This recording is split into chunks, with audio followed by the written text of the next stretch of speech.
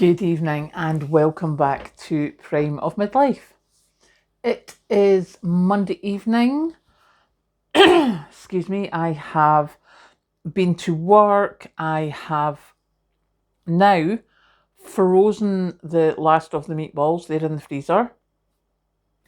The dishwasher has been on with all three of the slow cooker tubs.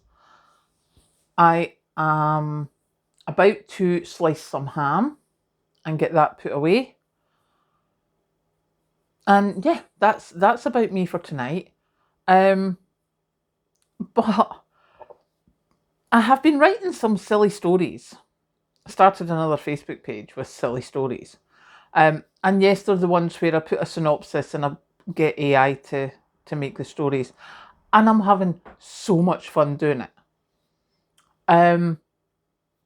But what I have noticed, because I've been pluttering about with it for a couple of months now.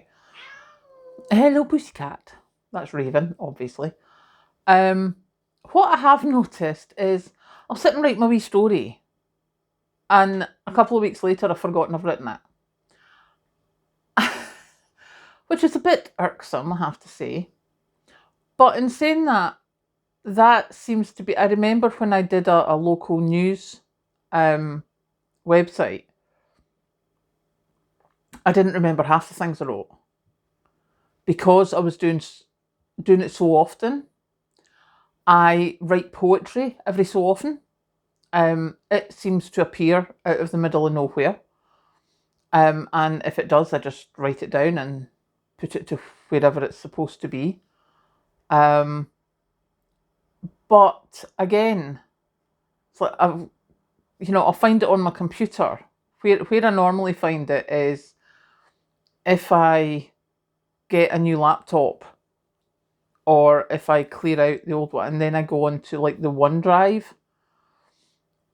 which it's automatically backed stuff up to, or if I try an old flash drive, I'll go find stuff I've written. And there's a couple of times where I was like, oh, that's quite good. I wonder who did... Oh, that was me, okay. Thinking it's something that I've copied, and it wasn't. So, yeah, please tell me that happens to somebody else. Because it's so annoying. It's so nice as well to be able to go back and read stuff again because you've forgotten about it. It's a bit irksome when you try and go continue your book. I mean, I think the first book I started, it's sitting at about 100 and something pages, and I can't write anymore until I go start at the beginning and take myself through the story again. So I need to make sure that I've got a lot of time for that. Normally it's a caravan is where I will add to that one because it's just so huge. But yeah, it's, as I say, I'm having so much fun doing it. But I didn't realise how quickly I would forget things. But then in saying that, if I'm doing 3 or 4 little stories in a day, there's only so much my brain can hold on to.